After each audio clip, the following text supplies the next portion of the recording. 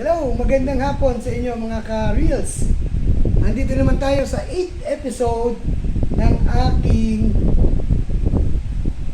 buried marker. Kanina pinakita ko sa inyo ang left foot. Ito naman ang right foot. Ito po ang kanang paa na ginawang buried marker. May marker po siya, dalawa. Ayan, makikita ko sa inyo, ang napakaganda ng kanilang buried marker. Right foot po ito, kanang paa. Kanina, kaliwang paa.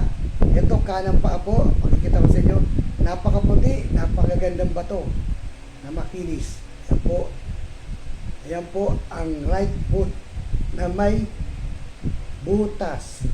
Ayan po, meron siyang butas doon.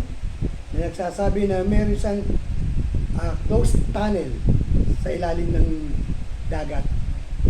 Sa dagat po ito nakuha, hindi po sa bundok, sa dagat. Ito po ay corals na bato na ginawa nilang buried marker. Napakagaan. Corals po ito. Inokit ng ating imperial. Napakaganda pag masdan po ninyo ang ating right foot buried marker.